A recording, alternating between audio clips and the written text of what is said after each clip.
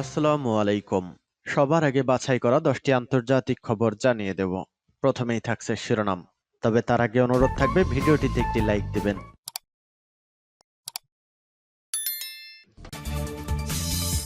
দখলদার ইসরায়েলি বাহিনী এবং ফিলিস্তিন পুরোদমে যুদ্ধ চলছে।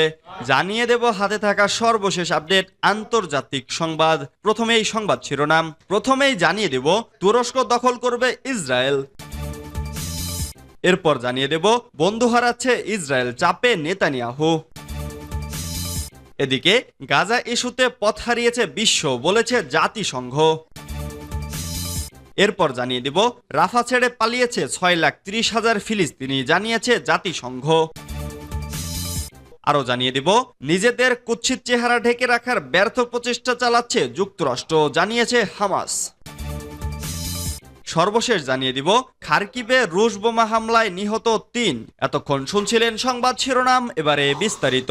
তবে অনুরোধ থাকবে ভিডিওটিতে একটি লাইক করবেন এবং কমেন্ট করে জানিয়ে দিবেন কোন জেলা থেকে আপনি আমাদের এই ভিডিওটি দেখছেন।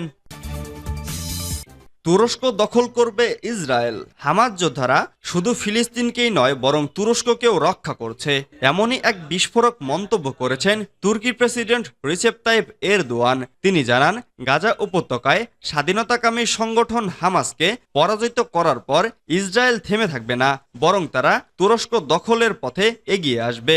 দ্য টাইমস অব ইসরায়েলের এক প্রতিবেদনে বলা হয়, বুধবার তুরস্কের রাজধানী আঙ্কারায় সংসদীয় দলের সঙ্গে বৈঠকে এমন আশঙ্কা ব্যক্ত করেন তুর্কি প্রেসিডেন্ট এরদোয়ান। বলেন, ইসরায়েল শুধু গাজায় বিজয়ী হয়ে থেমে যাবে এমনটা মনে করবেন না। যদি এখন ইসরায়েলকে থামানো না যায় তবে তারা আজ অথবা কাল আনাতোলিয়ার দিকে অগ্রসর হবে। তিনি জানান, তুরস্ক সব সময় হামাসের পাশে থাকবে। গাজার স্বাধীনতাকামী এ সংগঠনটি তাদের মাতৃভূমির স্বাধীনতার জন্য লড়াই করছে এবং একই সাথে আনাতোলিয়াকেও রক্ষা করছে। আনাতোলিয়া বলতে মূলত বৃহত্তর তুর্কি উপত্যকাকে বোঝাতে চেয়েছেন তুরস্কের প্রেসিডেন্ট। আনাতোলিয়া পশ্চিম এশিয়ার একটি উপদ্বীপ। তুরস্কের বেশিরভাগ অংশ এই উপদ্বীপেই গঠিত। আনাতোলিয়াকে ইংরেজিতে এশিয়া মাইনর নামেও ডাকা হয়। এর আগে সোমবার তুর্কি প্রেসিডেন্ট জানান, চলমান যুদ্ধে আহত হামাসের 1,000-এরও বেশি সদস্যকে তুরস্কের হাসপাতালে চিকিৎসা দেওয়া হচ্ছে। এছাড়া সম্প্রতি তিনি ইস্তাম্বুলে হামাস প্রধান ইসমাইল হানিয়ার সঙ্গে দেখা করেছেন এবং ফিলিস্তিনের পক্ষে নিজেদের সমর্থন ব্যক্ত করেছেন। চলতি মাসের শুরুতে ফিলিস্তিনি যোদ্ধাদের সমর্থনে তেল আবিবের সঙ্গে সব ধরনের বাণিজ্য বন্ধ করেছে আঙ্কারা। শুধু তাই নয়, তুরস্ক আর ইসরায়েলের সঙ্গে নিবিড় বাণিজ্যিক সম্পর্ক বজায় রাখছে না বলে জানিয়েছেন তুর্কি প্রেসিডেন্ট।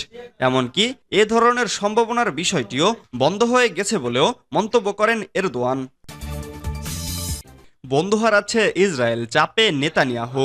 একে একে হাত ছাড়ছে মিত্ররা, আর তাই ক্রমেই একঘরে হয়ে পড়েছেন ইসরায়েলি প্রধানমন্ত্রী বেনিয়ামিন নেতানিয়াহু। পরম মিত্র যুক্তরাষ্ট্র পাশে থাকলেও ইউরোপে পায়ের নিচের মাটি সরে যাচ্ছে ইসরায়েলের। নেতানিয়াহুর পশ্চিমা বন্ধুরা এখন তার টুটি চেপে ধরেছেন। তাই বুঝি শেষ রক্ষা হচ্ছে না। ক্ষমতার লোভে মসনদ আঁকড়ে থাকা নেতানিয়াহুর। সারা দুনিয়া একদিকে আর নেতানিয়াহু একদিকে, কারো কথা গায়ে মাখছেন না তিনি। গাজায় নিরাপরাধ নারী ও শিশু সহ প্রায় 35,000 মানুষকে হত্যার কুশীলব নেতানিয়াহুকে কেউই যেন থামাতে পারছেন না। তবে বিশ্বজুড়ে চাপ বাড়ছে নেতানিয়াহুর ওপর। ঘরের ভেতরেও জ্বলছে বিক্ষোভের আগুন। এবার সম্ভবত সবচেয়ে বড় ধাক্কাটাই খেতে যাচ্ছেন নেতানিয়াহু। সম্প্রতি ইসরায়েলি সরকারকে একটি চিঠি লিখে বেশ কয়েকটি পশ্চিমা দেশ।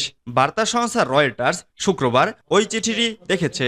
সেখানে বলা হয়েছে, গাজায় যেন আন্তর্জাতিক আইন মেনে চলে ইসরায়েল, আর মানবিক সহায়তা নিশ্চিতেও ইসরায়েলি সরকারকে চাপ দিয়েছে বিশ্বের শক্তিশালী এসব দেশ। তাই মনে করা হচ্ছে এবার ভালোই চাপে পড়বেন নেতানিয়াহু।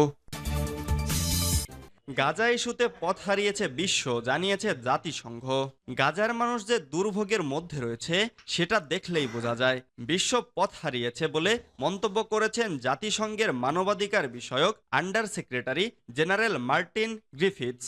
শনিবার কাতার ভিত্তিক সংবাদ মাধ্যম আল জাজিরার এক প্রতিবেদনে এ তথ্য জানানো হয়েছে। প্রতিবেদনে বলা হয়, মার্টিন গ্রিফিথস বলেছেন, রাফাতে ইসরায়েলের স্থল আক্রমণের বিপর্যয়কর পরিণতি সম্পর্কে সমস্ত ভবিষ্যদ্বাণী সত্য হচ্ছে।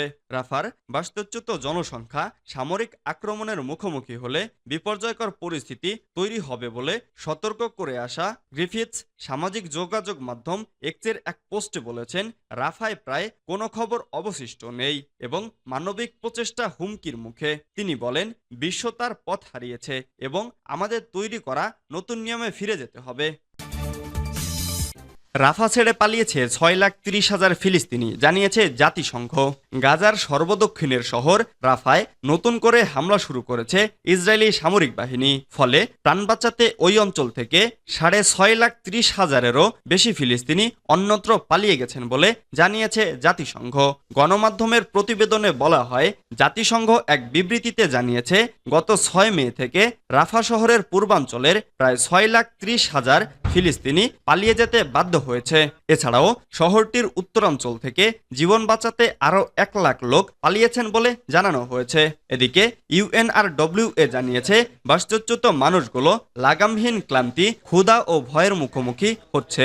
তাদের যাওয়ার মতো নিরাপদ জায়গা নেই। পরিস্থিতি মোকাবেলায় অবিলম্বে একটি যুদ্ধবিরতি আমাদের একমাত্র আশা।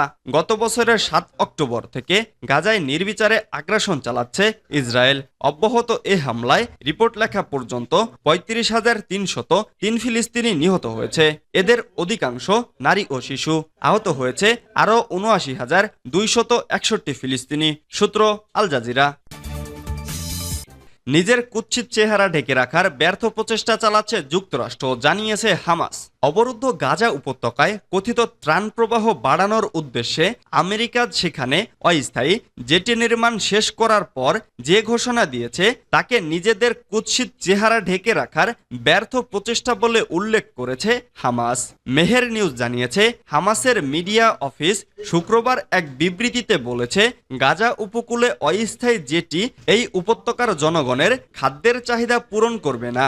আমরা অবিলম্বে স্থল ক্রসিংগুলো খুলে দিয়ে সেই পথে ত্রাণ ও পণ্য আসতে দেওয়ার আহ্বান জানাচ্ছি। গাজার স্থল ক্রসিংগুলো খুলে দিতে ইসরায়েলকে বাধ্য করার পরিবর্তে মার্কিন প্রেসিডেন্ট জো বাইডেন গত মার্চ মাসে ওই উপত্যকার উপকূলে একটি ভাসমান জেটি নির্মাণ করার নির্দেশ দেন। এর কয়েকদিনের মধ্যে সেই জেটি নির্মাণের উদ্দেশ্যে গাজা উপকূলে মার্কিন সৈন্য সেনা মোতায়েন করা হয়। ওই জেটির মাধ্যমে সাইপ্রাস থেকে জাহাজে করে গাজাবাসীর জন্য খাদ্য ও ত্রাণ সামগ্রী আনার ঘোষণা দেয় ওয়াশিংটন। মার্কিন সেনাবাহিনী গত শুক্রবার বলেছে, তাদের জেটি নির্মাণের কাজ শেষ হয়েছে এবং আগামী কয়েকদিনের মধ্যে এটির মাধ্যমে ট্রাক ভর্তি ত্রাণ গাজায় প্রবেশ করবে। খার্কিভে রুশ বোমা হামলায় নিহত 3। ইউক্রেনের উত্তর পূর্বাঞ্চলীয় খার্কিভ শহরে রুশ হামলায় অন্তত 3 জন নিহত হয়েছেন। এ ঘটনায় আহত হয়েছেন আরও 28 জন। স্থানীয় সময় শুক্রবার 17 মে এই হামলা হয়েছে। একটি টেলিগ্রাম পোস্টে এই তথ্য জানিয়েছেন শহরটির মেয়র ইহর তেরেখভ। ব্রিটিশ বার্তা সংস্থা রয়টার্স এই খবর জানিয়েছে। এর আগে এই হামলায় একজন নিহত হওয়ার কথা জানিয়েছিলেন আঞ্চলিক গভর্নর ওলেহ সিনিয়েহুবভ। তখন আহতদের মধ্যে 4 জনের অবস্থা ছিল গুরুতর। ইউক্রেনের দ্বিতীয় বৃহত্তম শহর খার্কিভ, এই অঞ্চলটি দীর্ঘদিন ধরে রুশ হামলার লক্ষ্যবস্তুতে পরিণত হয়েছে। সাম্প্রতিক মাসগুলোতে অঞ্চলটির বেসামরিক ও জ্বালানি অবকাঠামোতে হামলার মাত্রা বাড়িয়েছে রাশিয়া।